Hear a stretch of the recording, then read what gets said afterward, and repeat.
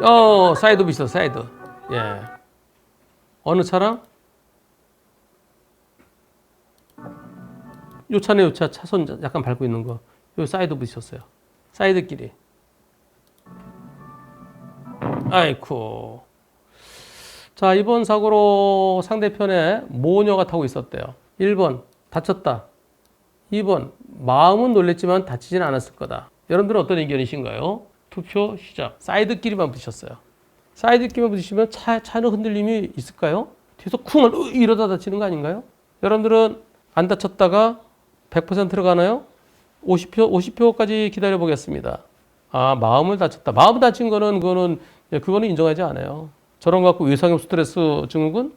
그런 거 인정 안 되죠. 사이드끼리 붙였는데 좀 깜짝 놀랄 수는 있지만 다쳤다? 그런 의견은 아직까지는 한 표도 없습니다. 여러분들의 네, 100%. 이거요. 좀 깜짝 놀랄 수는 있겠죠. 어떻게 처리됐을까요? 이 사고가 사이드끼리 이렇게 부딪혔는데요.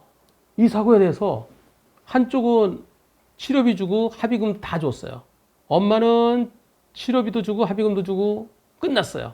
근데 옆에 조수석에 타고 있던 딸, 어느 쪽이 엄마가 어느 쪽이 딸인지 잘 모르지만 하여튼간 한 사람은 치료비 지금 한 얼마래더라? 한 410만 원인가? 근데 그 정도 지급된 상태에서 이게 맞는지 안 했더니 보험사가 이미 합의 끝난 건 어쩔 수 없고 지금 치료비만 준 거 제가 기억이 한 310만 원 정도 돼요. 거기에 대해서 소송해라. 누가? 불박차 운전자 보고. 왜? 대기업은 개인을 상대로 소송 못해. 그래서 소송하세요라고 다 써줬어요. 다 써줘서 소송을 했습니다. 그런데 법원에서 화해 공고 결정이 내려졌어요. 화해 공고 결정. 자, 불박차 운전자가 원고예요. 불박차 보험사가 DB예요. DB가 소송 이렇게 하면 돼요. 다 써주고 그 DB는 보조 참가 시정했어요. 피고는 상대편 지금 치료받고 있는 사람이에요. 채무부존재. 채무부존재 어떤 채무부존재죠? 여기서 이때 일어난 사고에 대해서 나는 너한테 줄 게 없다. 이런 소송을 걸었어요. 그랬더니 법원에서 그러면 치료비 받은 것도 중에 하여튼 90만 원은 연리 줘라. 원고한테 줘라. 원고가 돈 달라고 그런 게 아니에요. 나는 아무런 책임 없다. 다친 것에 책임 없다. 사이드 미러는 그건 고쳐줬어요. 근데 이런 화해 공고 결정은 좀 특이합니다. 근데 화해 공고 결정은 어떤 형태든지 다 가능하죠. 그래, 치료비 한 310만 원 정도 받았으니까 그중에 90만 원 돌려주고 그냥 끝내. 없던 걸로 해. 그러면서 원고와 피고는 이미 지급된 보험금 및 치료비 대중은 그냥 다 끝났어. 90만 원 받아. 그래, 끝내. 앞으로는 아무것도 없어. 불박차는 할증될 거 아니겠습니까? 100% 잘못이니까. 그래, 앞으로 할증될 텐데 90만 원 받아갖고 그러면 할증된 거 그냥 대충 해결될지도 몰라. 변호사님 어떻게 해야 될까요? 아니, 치료비를 왜 주나요? 저걸 다쳤더니 많이나 되나요? 이의 신청해서 판결 받아봐야 되지 않을까요? 판결 받았습니다. 그 판결 결과가 이렇게 나왔어요. 여기에서 지난 10월 21일 판결 선고됐는데요. 80만 원도 주래요, 80만 원을. 아까는 90만 원을 받으라 그랬는데 이제 80만 원 주래요. 어떤 거야? 이런 사고가 있었다.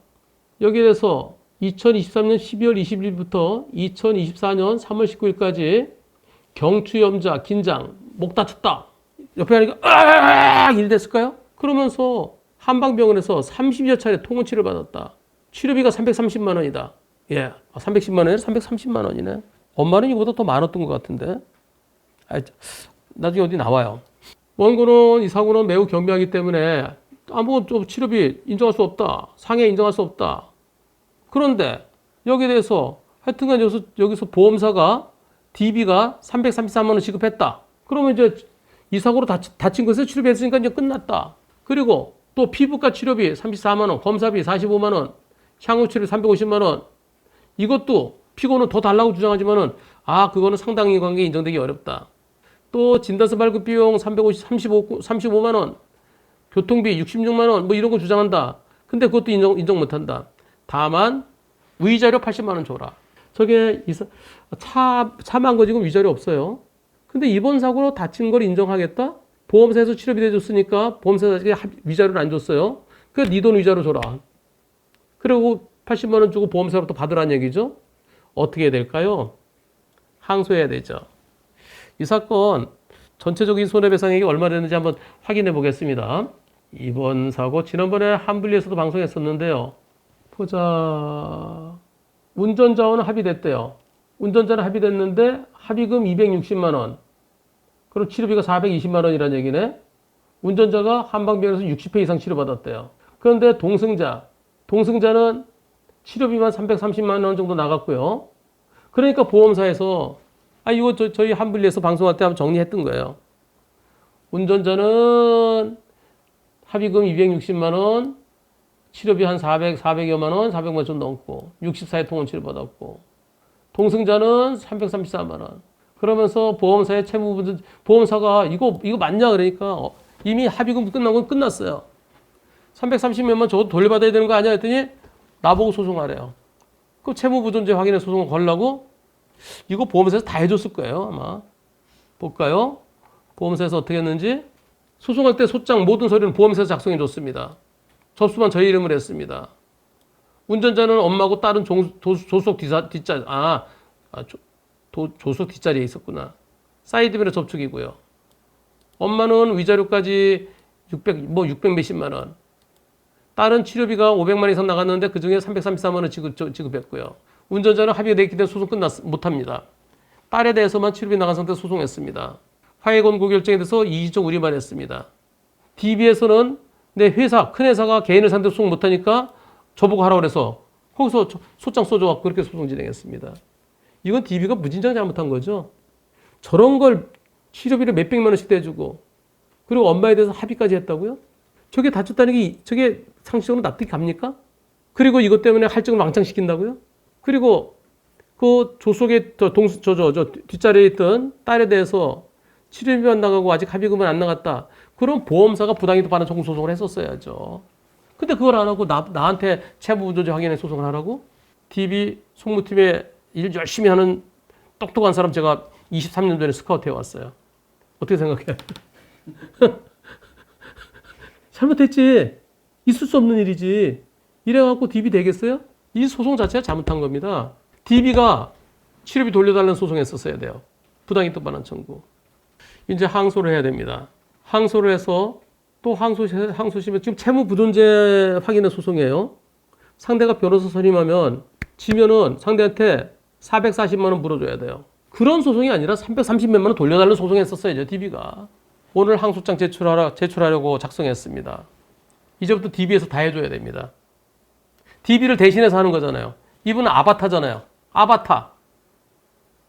DB에서 변호사 선임비 다 대줘야 되고요. 만약에 항소심에서 지면은 그럼 소송 비용도 DB에서 다 물어줘야 돼요.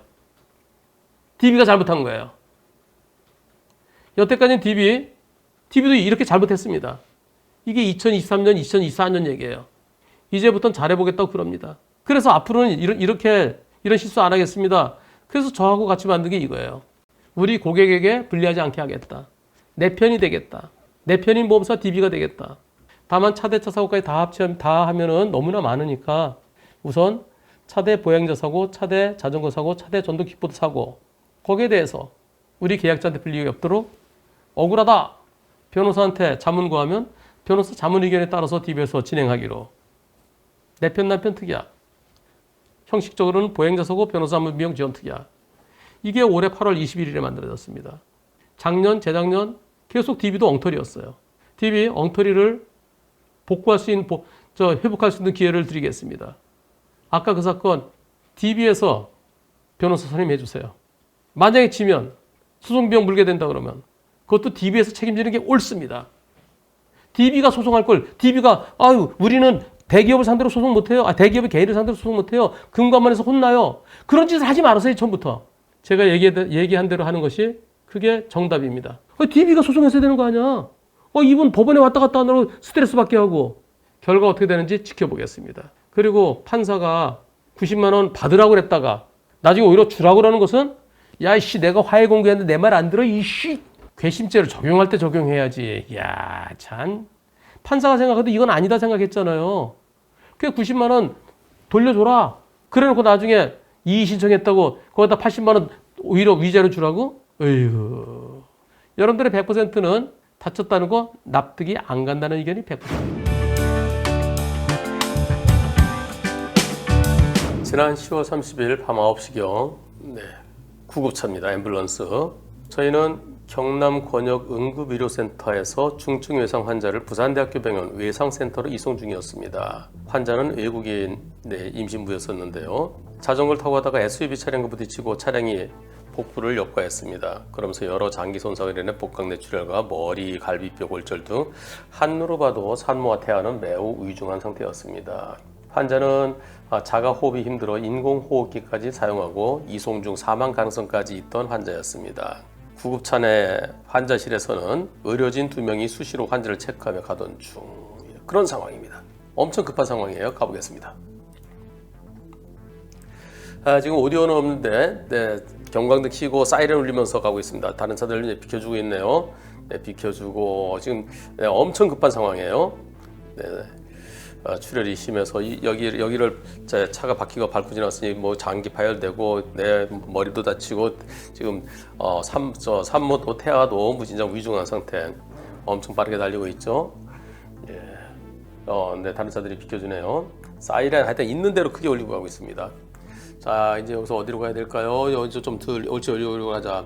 막히네. 근데 1차로가 옳지 1차로. 경찰차 있다. 경찰차가 비켜주겠지. 경찰차가 아니면 앞에서 에스코트 해줄래나? 근데 경찰차 안 비켜. 안 비켜. 경찰차가 안 비키네. 아이고 이런 저 버스가 비켜줘갖고 버스가 비켜줘서 그래서 버스가 비켜주는 바람에 겨우 이제 지나갈 수 있었습니다. 아이고. 아까 지금 급하게 이렇게 가고 있었는데요. 경찰차가 안 비켜주더래요. 구급차 내 환자실에서는 의료진 2명이 수시로 환자를 체크하며 가던 중 구덕운동장 부덕사거리에서 신호에 걸려 차량이 정차했던 상황에 좌회전 차선에 차로에 경찰차 경광등이 보여서 옳지 경찰차가 비켜주겠지. 다른 차는 안 비켜줘도 경찰차는 얼른 비켜줄 거야. 경찰차 뒤로 갔습니다. 그런데 경찰차는 단 0.1초도 비켜주지 않았고 브레이크에서 발 한 번 떼지 않았습니다. 영상 보시면 오디오는 없지만 환자분 상태가 너무 위중해서 구급차 사이렌 하면서요. 응급환자 이송 중입니다. 응급환자 중입니다. 양보해주세요. 소리처럼 아무 반응도 없었습니다. 보다 못한 관광버스가 저쪽에 신호에 따라오는 차들 막아주면서까지 그래서 그 교차를 지날 수 있었습니다. 야, 이거 너무 하시더라고요. 그리고 도착해서 병원 인계 후 몇 초 지나지 않아 환자는 심정지가 왔습니다. 그 모습을 보니 아까 전 상황이 떠올라 화가 아까 그때 몇 초 글쎄요 몇 초 골든타임이라는 게 있죠. 근데 갈 때까지는 그래도 심정지 상태는 아니었는데 몇 초 후에 심정지가 왔다니까 그때 경찰차가 좀 비켜줬더라면 하는 그런 아쉬움이 더 남더라는 겁니다. 이 경찰차가 여기서 볼까요? 경찰차가 얼마 동안 안 비켜주고 있었나요? 자, 저기 경찰차 사이렌 이 경광등 입어서 윤리감 경찰차 비켜주면 되겠지. 자, 여기서부터 하나, 둘, 셋, 넷, 다섯, 여섯, 일곱, 여덟, 아홉, 열, 열하나, 열둘, 열세, 열네. 아니 경찰차가요 여기서 앞을 좀 막아줘야죠. 경찰차가 여기서 경찰차 앞으로 쭉 빼서 여기서 오는 차들을 좀 막아줬으면 그러면 최소한 10 내지 15초 빨리 갈 수 있었을 거 아니겠습니까? 근데 경찰차는 0.1초도 브레이크에서 발을 떼지도 않고 요지부동이었습니다. 이 앰뷸런스 기사 이분은요. 이분은 딱 병원에 도착해서 딱 하고 몇 초 후에 심정지 오니까 그때 경찰차가 좀 비켜줬더라면 그런 아쉬움이 많이 남더랍니다. 긴급자동차는 양보해줘야 되는데 나도 긴급자동차 너도 긴급자동차 그래서 양보를 안 해줬을까요? 왜 이런지 알고 싶습니다. 심정지가 왔대요. 제가 궁금해졌습니다. 그래서 산모는 어찌 되었나요? 사망했나요? 아기는요? 태아는 포기하신 것 같더라고요. 산모는 심정지가 와서 심폐소생술을 시행하면서 처치가 바로 진행되어 다시 심장은 뛰었습니다. 어제 점심때 이렇게 글을 올리셨어요. 그리고 몇 시간 후에 이런 글이 올라왔습니다.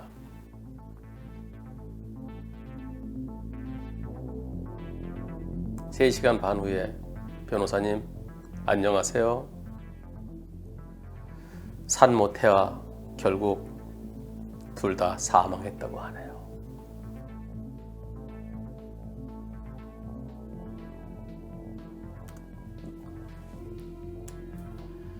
그 10초, 15초 더 일찍 가서 뭐 살 수 있었던 상황, 그런 상황은 아니라 하더라도 아쉬움이 많이 납니다. 25톤 덤프트럭이고요. 제한속도 70입니다. 사고 당시 경찰은 보행자 과실이 좀 커 보인다라고 했는데요. 우리 보험사는 제 과실이 더 크다고 그럽니다. 보행자는 크게 다친 건 아니고요. 왼쪽 눈옆이 살짝 찢어지고 광대뼈 골절 및 손목 골절입니다. 변호사님, 영상 올린 거 잘 봤습니다. 아직 조사를 안 받았고요. 운전자 보험으로 변호사 선임 비용이 있는데 조사 받으러 갈 때 변호사 선임해서 같이 가야 되는 건지 몰라서 여쭤봅니다. 많이 다치진 않았는데요. 사망사고도 아니고 중상해도 아닙니다. 어떤 사고일까요? 가보겠습니다. 터널을 나가고요. 제한속도 70이고요. 25톤 덤프트럭이고요.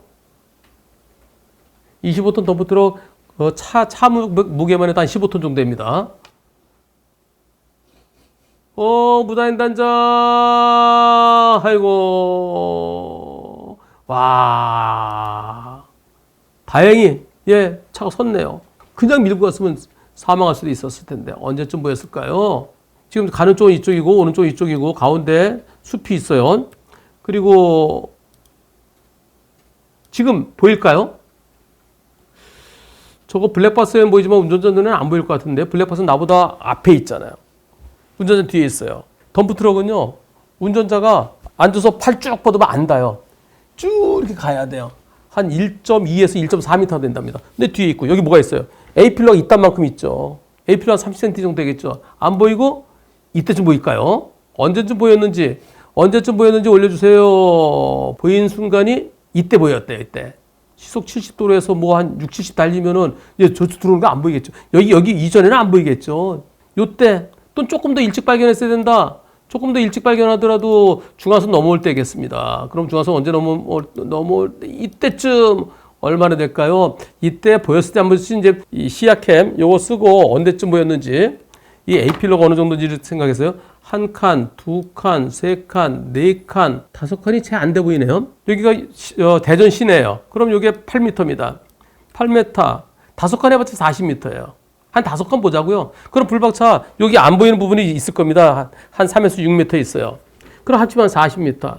70으로 달리는 덤프트럭이 40m 멈출 수 있나요? 지금도 멈추기 어렵죠. 지금도 멈추기 어려운데 근데 실제로 이때 발견했다 이건 못 멈추는 거죠. 그런데 불박차 보험사는 불박차가 더 잘못했다고 그러는데요.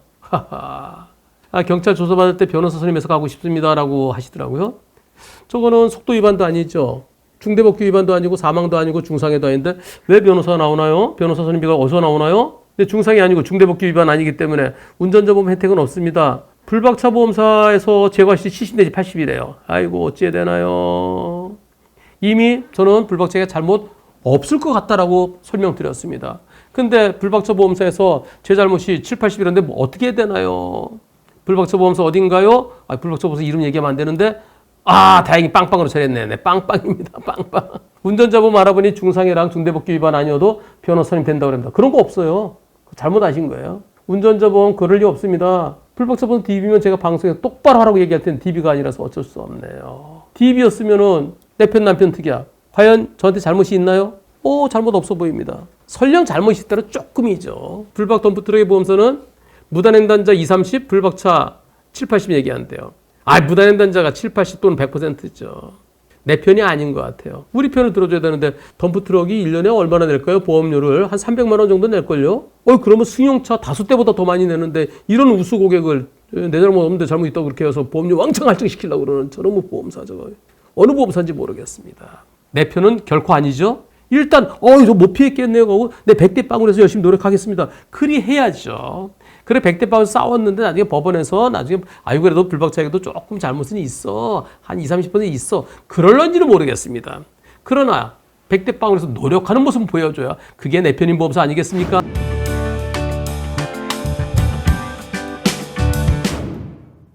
보시죠.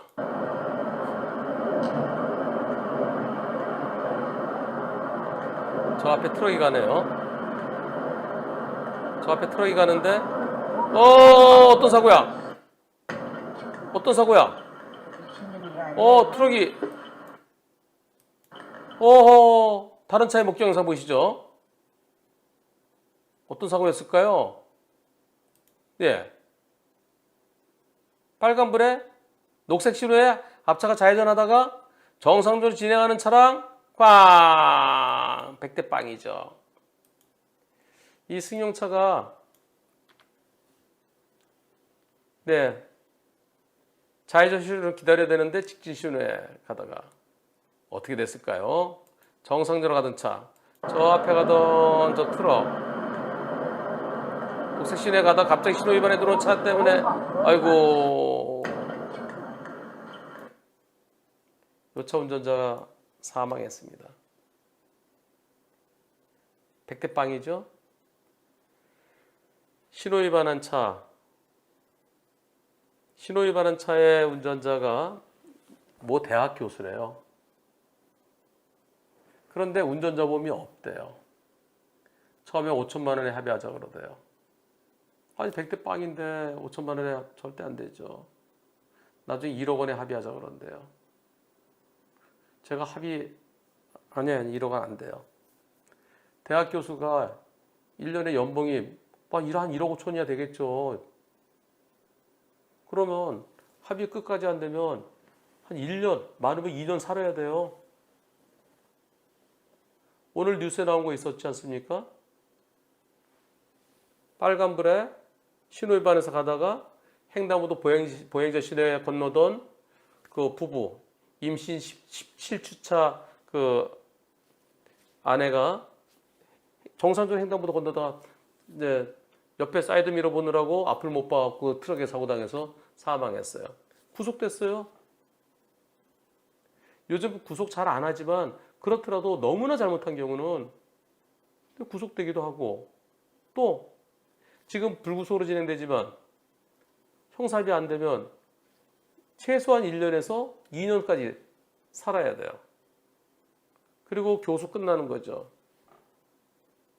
교수는 대학 교수, 정교수는 정년이 65세예요. 예를 들어서 뭐 한 50대 중후반이다. 그러면 한 7, 8년, 10년 남은 그 돈으로 쳐보세요. 연봉 1억 5천, 1억 5천 그거 말고 또 뭐 연구비도 받고 뭐도 하고 그러면 더 되겠죠. 어디에 나가서 강의도 하고 그런 거 하면은 그러면 한 2억 정도 되겠죠. 그럼 최소한 당신이 들어가서 1년 사는 거 최소한 2년 2억은 돼야 될 거 아니겠습니까? 그 1억 원 합의해 주지 말라 그랬어요. 그래서 상대는 아이고 내 돈으로 만들어야 되는데 운전자 보험이 없어서 합의해 달라고 못 해준다.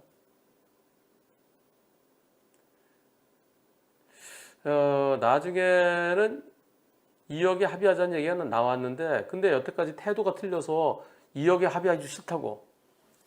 그러니까 2억은 준비하고 그랬었어요. 2억 유족들이요. 근데 처음에 뭐 좀 이렇게 좀 버티다가 나중에 2억 얘기가 나왔대요. 근데 너 그동안 우리 힘들게 했으니까 빈정상에서 3억 요구하고 싶다고. 그래서 제가 그랬어요. 아니 2억 원에 2억 원 요구해서 2억 원 마련해 왔는데 또다시 3억 원 달라고 그러면 그러면 모양새가 좀 안 좋아집니다. 예, 좀 믿긴 하지만은 2억 원 정도면은 긍정적으로 생각해 보시죠. 뭐 힘겹게 합의는 됐습니다. 변호사님, 상대편은 어떤 처벌을 받을까요? 합의 안 되면 실형인데 1년에서 2년 사이.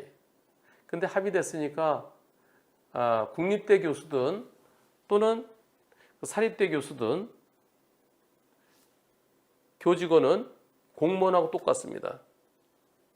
공무원은 실형, 그럼 공무원은 그만둬야 돼요. 집행유예 그만둬야 돼요.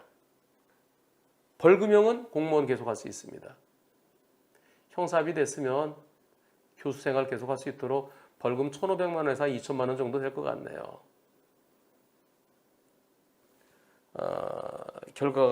결과를 며칠 전에 올려주시더라고요.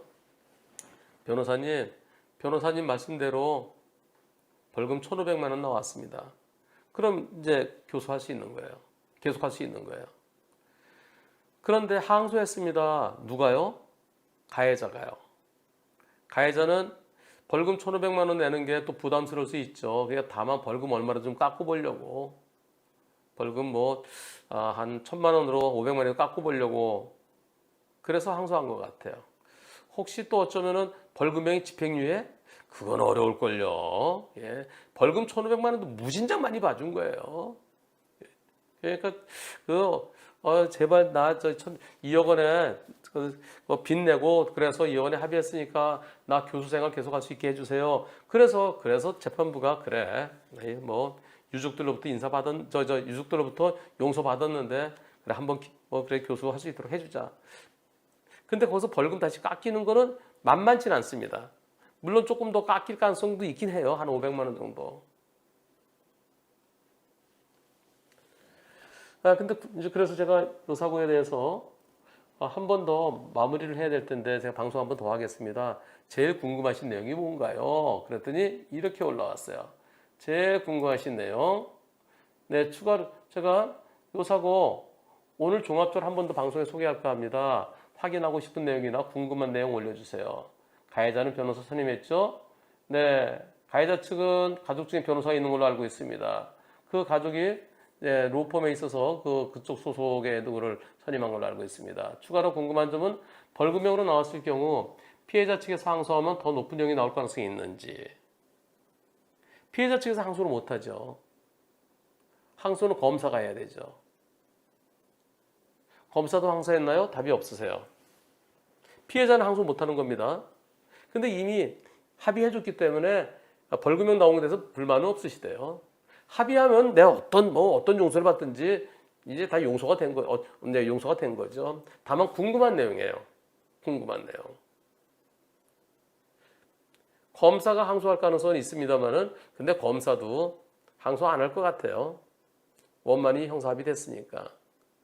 근데 근데 이 산재 보상 받으셔야 돼요. 산재 보상 받으시면은 아버님이 돌아가셨으면 어머님 살아계시는 동안에 산재에서 유족연금이 나옵니다. 유족연금이 그게 자동차 보험보다 훨씬 더 유리해요. 그래서 유족연금을 무조건 내고 유족연금. 유족연금은 우선 장례비가 1,000몇백만 원 돼요. 기본적으로 1,100만 원 이상입니다. 자동차 보험은 500만 원밖에 안 돼요. 그리고 중요한 게요. 유족연금 받잖아요. 유족연금 받으면 유족연금 받는 거 한 달에 예를 들어서 150만 원씩 받는다. 예컨대 내 소득에 따라 달라집니다. 제일 적으면 한 달에 한 90만 원 정도 받을까요? 그 소득이 높아지면은 150만 원, 200만 원 그 이상도 받을 수 있어요. 예를 들어서 200만 원 받는다 칩시다. 유족연금을. 200만 원 받으면 200만 원 1년이면 2,400이죠. 10년이면은 2억 4천이죠. 20년이면 4억 8천이죠. 살아있는 동안 나와요. 근데 그만큼을 산재하더라도 산재를 내가 선택해도 자동차 보험 둘 중에 하나 선택하는 게 아니고요. 산재에서 받고 산재에서 못 받는 건 자동차 보험 또 받습니다. 우선 산재에서는 위자료가 없어요. 위자료는 자동차 보험에서 나와야 돼요. 그리고 또 위자료 말고도요. 장례비는 산재가 더 많으니까 받을 게 없어요. 내가 돈 못 벌게 된 거. 돈 못 벌게 된 건 예를 들어서 일시 수입을 계산했는데 그게 예를 들어서 2억 원이다. 2억 원인데 배우자, 어머님이 생존한 기간 예를 들어서 20년 남았다. 그럼 4억 8천이잖아요. 2억 원에 4억 8천 받으니까 하나도 없다? 그건 아니에요. 그건 아니고요. 1300일치. 일당에 1300일치만 뺍니다. 예를 들어서 일당이 10만 원이다. 10만 원이면은 얼마인가요? 1억 3천인가요? 1억 3천. 그 1억 3천만 빼는 거예요. 그 나머지 다시 또 받을 수 있는 겁니다. 그래서 산재를 선택한다고 해서 자동차보험 못 받는 게 아니고요. 유족연금을 받는 거, 그것은 일당에 1,300일치만 빼는 거예요. 여기서 받을 수 있는 게 자동차보험 2억이면은 1,300일치 1억 3천 빼면은 7천만 원 또 받을 수 있는 거예요. 연금도 받고 여기서 또 남은 거 받고 그리고 이자도 받고. 근데 그러려면은 형사합의할 때 뭘 조심해야 되나요? 형사합의할 때 제일 중요한 거는요. 그냥 합의금이라 그러면은 산재서 못 받아요. 산재 그냥 날라가요. 산재가 무지나 큰 건데요. 유족연금 날라갑니다. 왜? 또 합의금 받았잖아? 그 합의금 받았으니까 끝이야. 합의금이 1,300일치보다 더 많아? 2억 원 받았어? 너 일당 얼마야? 일당 10만 원이지? 돌아가신 분이 10만 원 받았다. 그것에 1,300일치보다 줄 게 없네? 그래서 산재가 될 때는 형사합의서를 잘 써야 됩니다. 어떻게 써야 될까요? 바로 이겁니다. 법률상 잘못 썼네. 법률상 손해배상 중 위자료로 받아야 했다. 위자료. 법률상 손해배상 중 위자료의 일부로 2억 원을 받고 가해자에 대한 형사처벌을 원치 않는다. 위자료의 일부, 이게 중요한 겁니다. 이게. 자동차 보험에서 받을 수 있는 위자료가 1억 원이거든요. 일반적으로요. 그럼 1억 원인데 2억 원 받았네? 더 많이 받았는데 하나도 안 준다? 그러지 않아요. 요즘은 형사합의금 잘 공제 안 하려고 그럽니다. 물론 일부 공제하는 판사들도 있어요.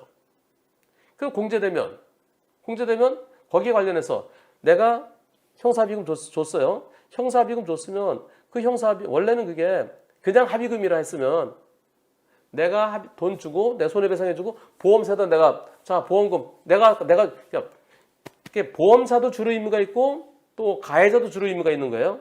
근데 가해자가 줬으면 보험사도 내가 줬으니까 주지 마, 나한테 줘. 그걸 보험금 청구권이라고 합니다. 보험금 청구권. 이 보험금 청구권을 유족들에게 양도해야 돼요. 그러면 내가 형사합의하면서 보험사도 청구할 수 있는 그 권리를 유족한테 양도하면 유족이 다시 달라고 그럴 수 있는 거죠. 그럼 보험사가 공제조정을 못하는 거예요. 공제조정 못하고 이것을 명확하기 위해서는 등기하는 것처럼 똑같이 채권 양도를 해야 됩니다. 채권 양도. 이건 누구 이름으로? 가해자 명의로 가해 차량의 보험사에. 이게 제일 중요한 거예요. 이렇게 해야 공제를 안 당합니다. 위자료에서. 위자료뿐만이 아니라 또 다른 일시 수입에서도요. 물론 이렇게 하더라도 위자료에서 조금 위자료 1억 원 말고 한 8천만 원만 받으시죠. 이런 판사도 있을 수 있어요. 위자료 7천만 원 받으시죠. 이런 판사도 있을 수는 있습니다. 그러나 산재가 경합될 때 제일 중요한 것은 잘못 쓴 손해배상 중 위자료의 일부로 얼마를 받고 가해자는 형사처벌을 원치 않는다. 그리고 보험금 청구권을 양도한다. 그리고 채권 양도를 통지.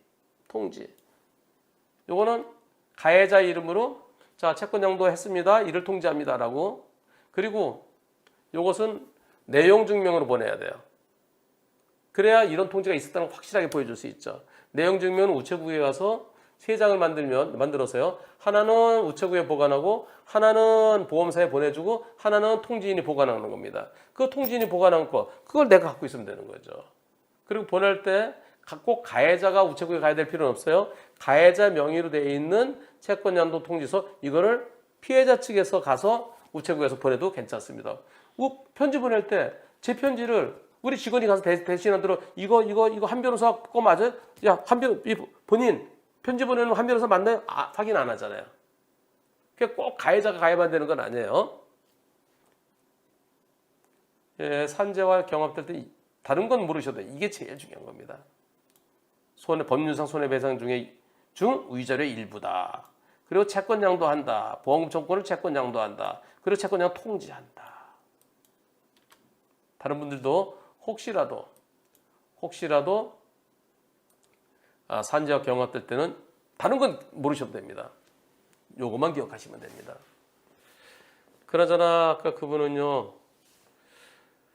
2억 원이면 얼마인가요? 운전자 보험이 한 달에 얼마인가요? 한 15,000원 정도? 그 정도면 뭐 충분하잖아요. 1년이면 18만 원? 1년에 20만 원 치자고요. 100년이면 2천만 원. 2억 원이면 1000년 칩니다. 여러분들 운전자보험 없으신 분들 운전자보험 가입하십시오. 그리고 운전자보험이 혹시라도 옛날 거요. 옛날 거라는 것은 2025년 이전 걸 말합니다. 2025년 이전에 가입하신 분들은 업그레이드 시키세요. 업그레이드. 제가 2022년 10월에 초기 대응 플랜을 만들었어요. 다른 보험사들은 2023년도부터 하고 있죠. 네. 2022년 10월에 초기 대응 플랜을 만들었고요. 이게 바로 경찰 조사 단계 포함입니다. 변호 선임비. 그리고 제가 또 하나 만든 게 비탑승중. 비탑승중이라는 것은 차에서 내렸는데 사이드 채우지 않고 차가 굴러갔고 지나가서는 덮쳐갖고만 사망케 했다. 그런 경우도 형사처벌을 받죠. 그랬을 때 여러분들이 가입하신 비탑승중 아닌 것은 형사합의금도 안 나오고요. 변호사님비도 안 나오고 아무것도 안 돼요. 엉덩이가 여기 있어야 돼요. 엉덩이가 운전석에 있어야 돼요. 그래서 핸들을 돌릴 수 있는, 핸들을 조작할 수 있는 상태. 예, 그때만 되고요. 엉덩이가 내려와 있으면 핸들 못 잡잖아요. 그런 경우는 안 됩니다. 비탑승중은 제가 2024년 4월에 처음 만들었는데요. 4월에 만들어서 DB가 제일 먼저 시작했고요. 다른 데는 2025년 1월부터 거의 대부분 2025년 1월부터 따라왔습니다.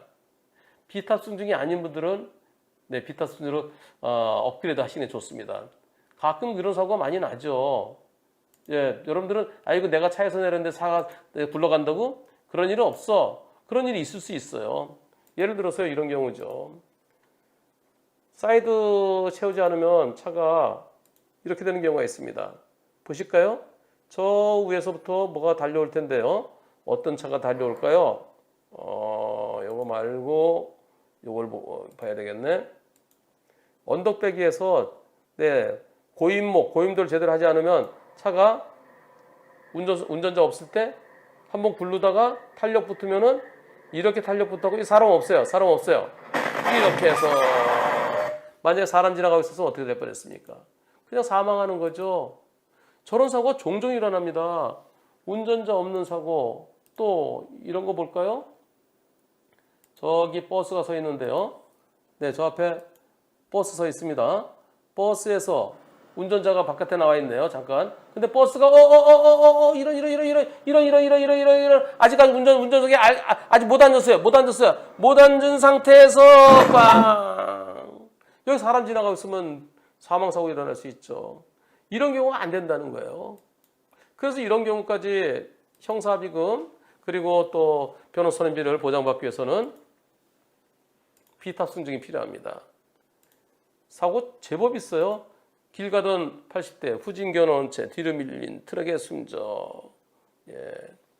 자, 트럭 뒤쪽을 지나는 사람들 비키라고 얘기했고 차에서 내렸다. 근데 차에서 내렸는데 차가 움직여서 사망했다. 이 비탑승중 없으면 안 되는 겁니다.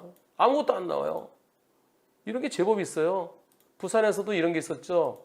부산 골프장에서 예, 앞에 작업 중인 카트가 가고 있어요. 뒤에 트럭이 한 대 가고 있어서요. 근데 카트가 넘어졌어요. 그거 도와주려고 트럭에서 두 사람이 내렸어요. 급하게 내리다 보니까 사이드 제대로 채우지 않았고 근데 운전자 없는 데서 가갖고 두 명이나 사망했어요.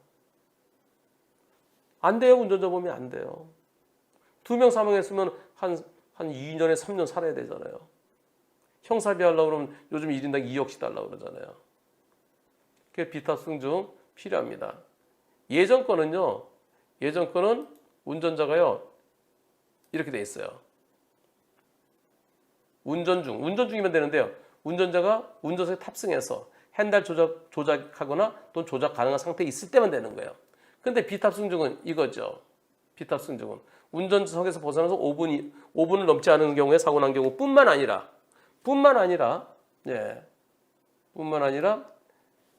5분이 넘었어도 1시간이 돼서 2시간이 됐어도 형사처벌이 대상이 되는 경우, 사이드 제대로 채우지 않았거나 고인목 제대로 채우지 않으면 업무상 과실치사죠. 그런 경우 다 되는 거예요. 그래서 만일의 경우에 대비하는 것이 운전자 보험입니다.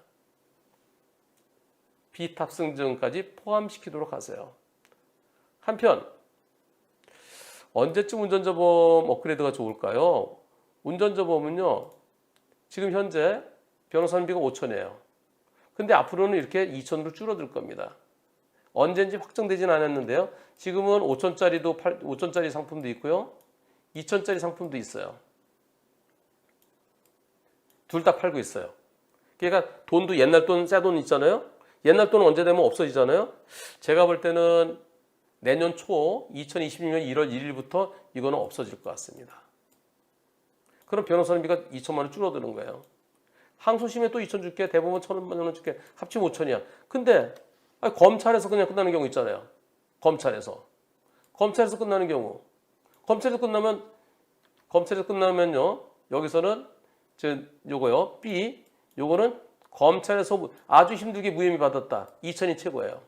그리고 신호위반 또는 횡단보도 사고 2주 진단. 지금은 500에서 1,000만 원이에요. 500짜리도 있고 최근 건 1,000만 원이에요. 그게 나중에 200으로 쪼그라들어요. 그럼 200만 원을 변호사가 어떻게 선임하겠어요? 그래서 업그레이드는 필요한데 뭐 올해 하느냐 내년에 하느냐 그건 여러분들 선택입니다. 대신 내년에 선택하면 이렇게 쪼그라들 가능성이 있습니다. 이거는 없어질 가능성이 상당히 높아 보입니다. 아까 그 신호위반 좌회전차에 사고 당하신 그분 유족분들께서 마무리로 저한테 질문하십시오 했더니 산재와 경합할 때 형사합의서를 어떻게 쓰는 것이 좋겠습니까? 다른 분들께도 좀 도움이 됐으면 좋겠습니다 하셨는데요.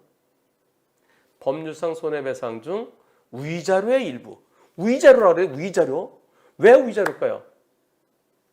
산재에서는 위자료가 없어요. 그게 나 산재에서 받은 게 아니다. 산재에서 받은 게 아니라 난 산재에서 안 나온 위자료의 일부만 받았다. 그리고 그와 관련해서 보험금 청구권, 가해자가 취득하게 된 보험 청구를 유족에게 양도한다. 이것을 확실하게 하기 위해서 채권 양도 통지한다.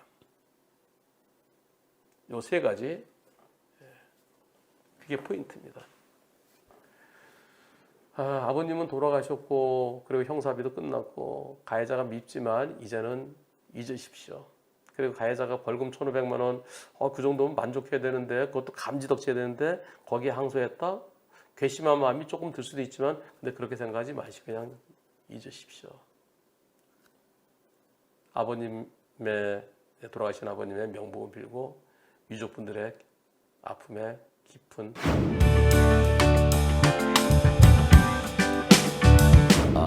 저기는 신호등이 없는 교차로입니다. 저 서 있는 삐딱하게 서 있던 차가 빵 했어요. 소리는 안 들리지만. 블박차에는 아이들도 타고 있고요. 카니발입니다. 여러 명 타고 있습니다. 쭉 가는데 저 차가 와서 끼어들어갖고 처음에 사고 난 줄 몰랐는데 나중에 이거 부딪혔어요. 부딪힌 거 나중에 알았어요. 그때는 뭐야 사고 날 뻔했네 이랬는데 뒤차 목격 영상이 있습니다. 앞뒤차 같은 일행이에요. 네, 빵 했더니 열받았어. 야, 뒤차가 열받은 거야. 뒤차 쫓아가요. 빵 했다고. 와, 아이고.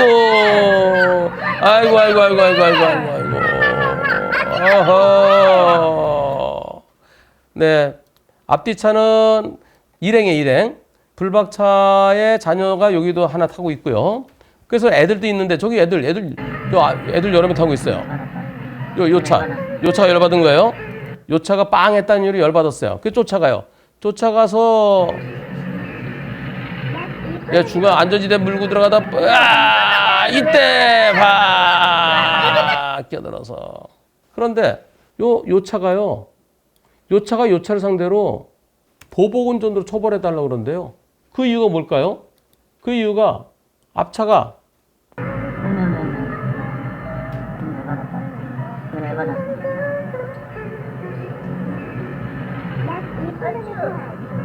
여기 왜 차선을 밟았어?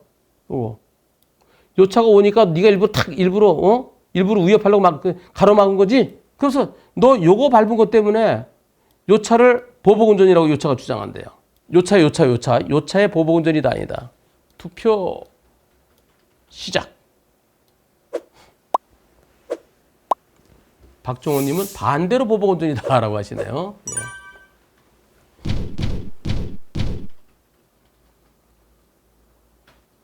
아니다가 100%. 모든 차가 딱 물고 가나요? 그리고 뒤에서 차 오는 거 모르셨대요. 뒤에서 빵 하면서 왔으면 모르겠는데 그냥 달려오니까 온 거 몰랐대요. 오히려 2차. 2차의 보복운전이 아니다. 투표해 보겠습니다. 네. 오히려 2차가 빡 쫓아왔고 해서 예. 보복운전이다 아니다. 투표 시작. 네. 오히려 상대차가 보복운전이다 100% 이겼네요. 그래서 오히려 상대로 이쪽이 보복운전 가능성이 큰 거죠. 근데 상대가 보복운전이 둘 다 보복운전 아니라고 치면은 둘 다 보복운전 아니라고 칩시다. 2차는 보복운전 아니어야 되죠. 뒤에 차 오는 거 몰랐으니까. 그리고 2차가 좌회전했으면 여기에 살짝 물었어도 문제 안 되잖아요.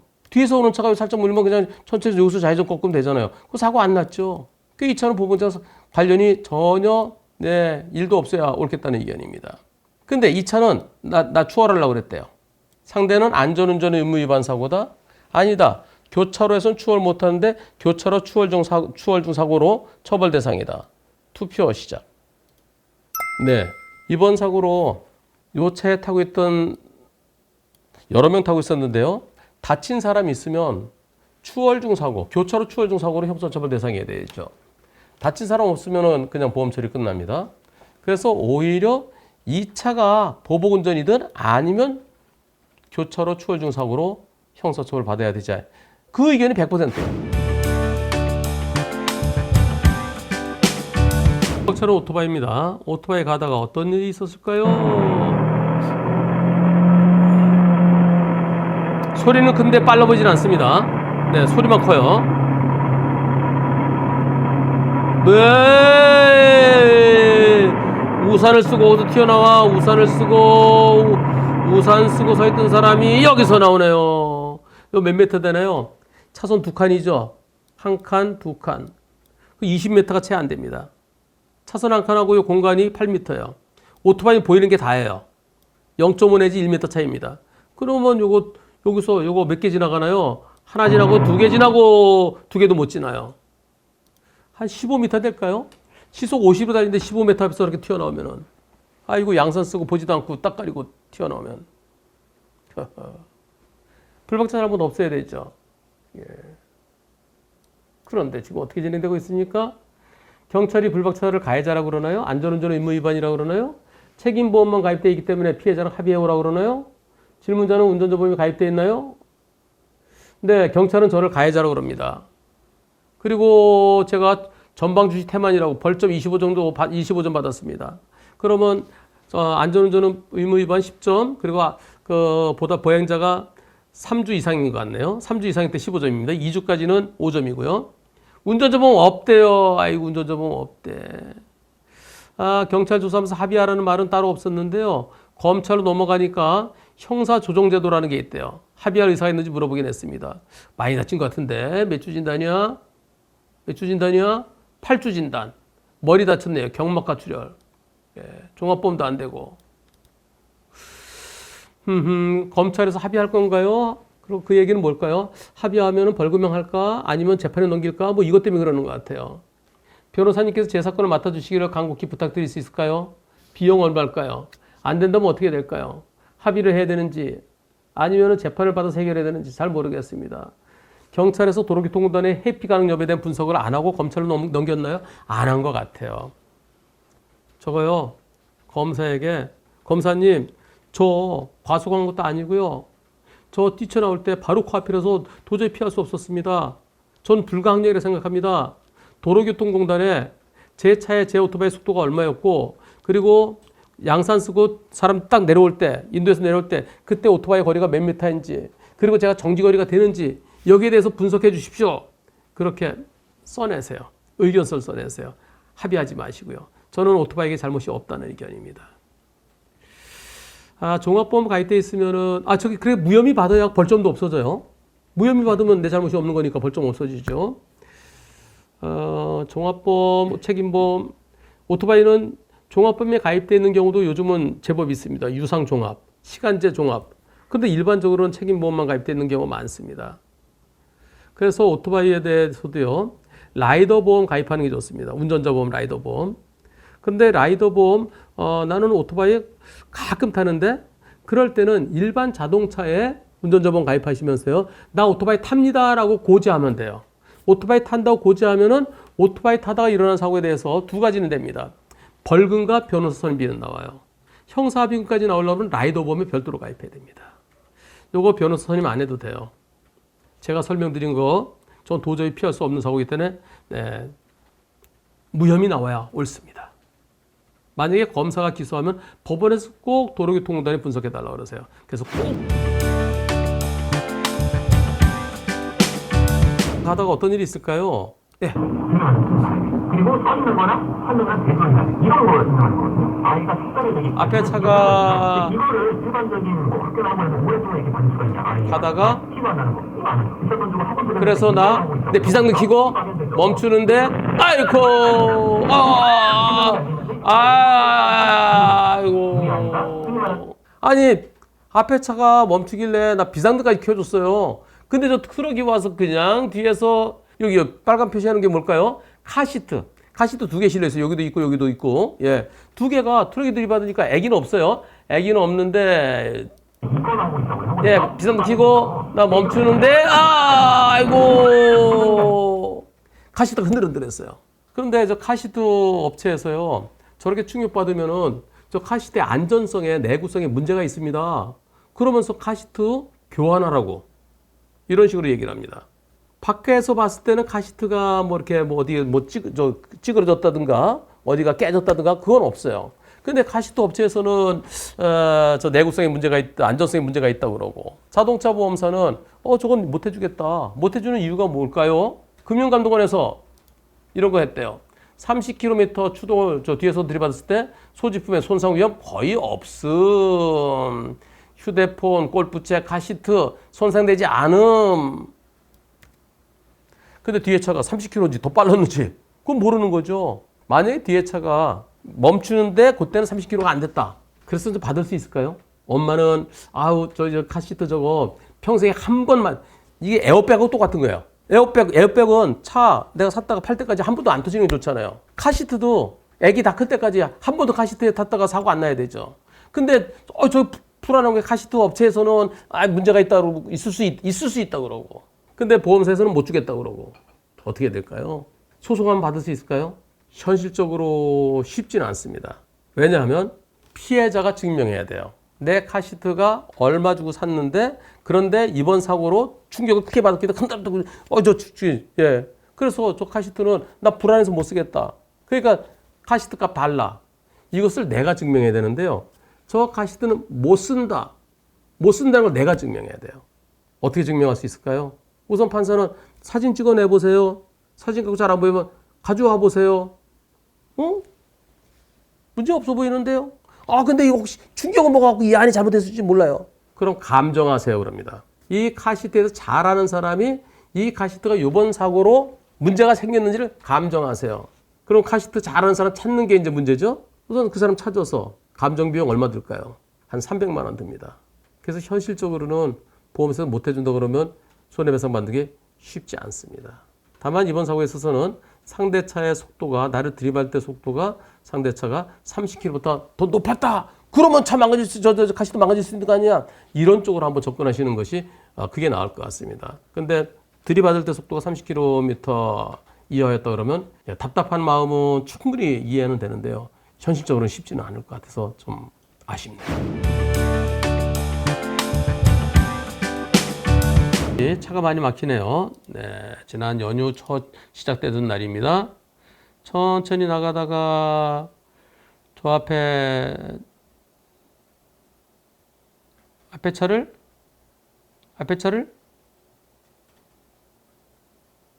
쫓아 나갔다. 쫓아 나갔고요. 그 다음 차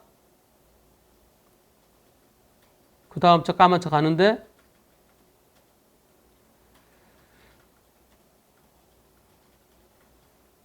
콩 했다. 콩. 지금 콩. 차에 사람이 내릴 거예요. 사람 내리고,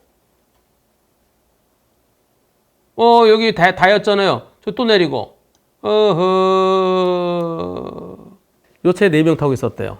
콩 할 때 충격이 어느 정도인가요? 콩. 자, 지나갈 때 보세요. 예, 멈추면서 콩 했네요. 상대차 여기 살짝 여기 펴 있네. 불박차는 여기 어디 붙였는데 어디 붙였는지 잘 모르겠대요. 그런데 상대차에 4명이 타고 있었답니다. 4명이 다 허허 4명이 다 병원 치료 받았대요. 아직 진행 중이라서 모두 몇 번 치료받는지 모르겠습니다. 제가 그랬죠. 아니 저걸로 치료가 필요하다고? 그것도 4명이다? 와, 저 보험 사기 아닌가? 아니 뭐 대기만 하면 병원 치료받아? 저거 오히려 안 아픈데도 다치지 않은데도 야 이번 기회에 병원에 가보자. 그럼 뭐 최소한 뭐 몇십만 원 내더라. 그럼 그게 뭔가요? 이번 사고로 안 다쳤는데 병원 가서 치료받으면 그게 보험 사기가 될 수 있거든요. 그래서 보험 사기로 네, 뭐 맘대로 알아보세요. 네, 그리고 저거 오히려 보험 사기로 좀 문제될 수도 있는 그럴 가능성도 있습니다. 그렇게 얘기했는데 그럼 보험사에 얘기하면 될까요? 보험사에 이 정도 사고로 4명 모두 병원 치료가 맞느냐? 보험 사기로 고발하는 검토해달라고 해보세요. 네, 알겠습니다. 치료 끝난 후 말씀드리고 말씀주신 대로 얘기하고 답변 드리겠습니다. 이거 DB였으면 DB에서 저한테 질문했으면 내 편 남편 특약 그건 보행자 사고, 자전거 사고, 전동 킥보드 사고는 내 편 남편 특약에 의해서 변호사 자문을 구할 수 있습니다. 이건 차대치 사고죠. 그래서 내 편 남편 특약, 보행자 사고, 자문 비용 특약은 아닙니다. 하지만 저한테 질문했으면 저걸 치료비 대주는 게 맞아? 면책 주장해. 면책 주장. 그럼 상대가 어떻게 하겠어요? 경찰에 접수하겠죠. 경찰에 접수하더라도 불박차 불이익 하나도 안 당합니다. 왜? 도로가 아니잖아요. 도로가 아니면 벌점도 없고 범칙금도 없어요. 그럼 보험사에서 알아서 네, 하여튼 이 차가 잘못했는데 다쳤는지 안 다쳤는지 알아서 하세요. 그러겠죠. 그럼 상대 측에서 치료비 가불금 청구할 겁니다. 그럼 전 DB에 치료비 대줘. 그럼 부당이득 반환 청구해. 부당이득 반환 청구 소송하고 그래서 나중에 법원에 소송 진행해서 자, 요 정도로 다쳤다는 게 말이 됩니까? 그러면서 진단서 발급한 치료해준 의사한테 의사를 증인으로 불러도 돼요. 증인으로 불러와서 모니터 있잖아요. 보여주고 자, 이걸로 그만큼의 치료가 필요하다고 생각하십니까? 증인! 말 못할걸요? 일반적으로 일반 진단서하고 상해 진단서 가격이 틀려요. 일반 진단서는 10,000원이면 끊습니다. 상해 진단서는 요새 20만 원 할걸요? 왜 20만 원일까요? 그거는 경찰서에서 한번 부를 때도 있고요. 검찰청에서 부를 때도 있고요. 법원에서 부를 때도 있고 시간 뺏기잖아요. 그래서 상해 진단서 비싼 겁니다. 똑같은 진단서예요. 일반 진단서하고 상해 진단서 똑같은데 근데 상해 진단서 발급할 때는 비용이 비싸죠. 아니면 의사가 도저히 못 나온다고 하면 의사한테 이 블랙박스를 보고 그래도 이만큼 치료가 필요한 게 맞나요? 사실조회. 그리고 대한의사협회라든가 아니면은 각 법원마다 판사를 자문해주는 그 의사들이 있어요. 그걸 뭐라 그러지? 그 무슨 의사라 그러는데 전문의원. 네. 의료 자문해주는 그 전문위원들이 있습니다. 건축 관련된 거는 건축 전담가. 예. 그 다음에 의료 관련된 의사. 그 전문위원이 있어요. 거기다 이걸 다쳤다고 보십니까? 그러면 이걸로 다칠 수 없다고 봅니다. 그럼 법원에서 빵빵 인과관계 없다. 치료비 다. 만약에 이게 DB 거였으면 전 DB에다 그렇게 하라고 그랬을 겁니다. 그게 보험 사기로 고발하는 게 좀 부담스러우면은 그러면 면책 주장하고 나중에 치료비 가불금 청구하면 대주고 나중에 부당이득 반환 청구 소송해라. 인과관계 없다. 그렇게 했을 겁니다. 근데 이 보험사는 어떻게 했을까요? 이 보험사 큰 보험사예요. 네, 빅4 중에 하나인데요. 오늘 대인 당담자가 통화했습니다. 변호사님 말씀해 주신 대로 보험 사기 고발 검토해달라고 하니 최근 보험 이력 중 비슷한 건이 여러 건 있어야 되는데 마지막 9년 전이래요. 그래서 보험 사기야 고발 못한대요. 개인적으로 신고하려면 금감원에 신고하면 될까요? 아니면 경찰서에 해야 될까요? 이거 보험사에 협조 없이는 아무것도 안 돼요. 결국은 보험 사기는 그런 쪽으로 검토해 볼 수 있다는 얘기였습니다. 보험사가 그냥 치료비 다 대줄 생각이네요. 그리고 합의금도 줄 생각이네요. 100대 빠니까 할증왕창 시키겠죠. 차만 살짝만 건졌으면 저 얼마 되겠어요? 저기 200만 원 넘겠어요? 200만 원 안 넘으면 할증 아니죠. 예비 할증만 하나 딱 사고 건수 할증만 올라가는 거죠. 이번 사고로 대인까지 들어갔고 할증이 왕창 들어갈 겁니다. 보험사가 좀 생각을 하고 이걸 다쳤다고 볼 것이냐 아닐 것이냐 좀 연구를 좀 해봐야 되는데 그냥 보험사는 아이고 진나서 들어 어쩔 수 없어. 여기서 저것도 지나가는 차 뒷부분 살짝 콩 이걸로 4명이 다 다쳤다는 없었던 베테랑인 장인 어르신께서 정차 상태에서 엑셀을 살짝 밟았는데 내연기관차입니다. 급발진이 되어 정차된 앞차를 크게 치고 오중 추돌 사고를 내셨습니다. 자동차의 급발진이 의심됩니다. EDR은 받았는데요. 한번 볼까요? 블박차가 서 있다가 아우 허허 지금 사고가 하나인데요. 사고가 빵 밀리면서 이거 글쎄요. 자동차는요. 전기차는 살짝만 팍 나간다고 그러잖아요. 근데 전기차도 아니에요. 아까 기아 차량에 나왔었죠. 소렌토 2016년식이에요. 내연기관차죠. EDR을 받으셨는데요. EDR 보겠습니다. 이벤트 1. 자동차 속도가 서서히 증가하네요. 아까 부딪힐 때 한 20 정도, 네, 그 정도 돼 보입니다. 브레이크 안 밟은 거로 되어 있고요. 가속 페달은 쭉 계속 푹 밟은 거로 되어 있네요. 가속 페달. 스로틀 밸브도 가속 페달 밟은 거로 일치되게 되어 있죠. 이건 이벤트 1인데요. 이벤트 2가 있어요. 이벤트 2는 브레이크가 이렇게 되어 있어요. 브레이크 되어 있고 여기는 가속 페달 가득 밟은 거 되어 있고 이벤트 1과 이벤트 2가 어떻게 나눠져 있는지 잘 모르겠습니다. 아까 보면 하나의 사고 같은데 하여튼 이벤트 1과 이벤트 2라고 그랬는데요. 이벤트 2를 좀 확대해 보겠습니다. 이렇게 돼 있어요. 제동 페달, 브레이크 페달 작동 여부 없다가 여기 피크까지 올라갔다 내려왔어요. 근데 거기 가속 페달 계속 밟은 걸로 돼 있어요. 요거 자동차 회사에다 지금 이것 때문에 이거 이상한 거 아닌가요? 이것과 이것이 어떻게 양립할 수 있나요? 근데 이것은 불확실하고요. 얘기해 보세요.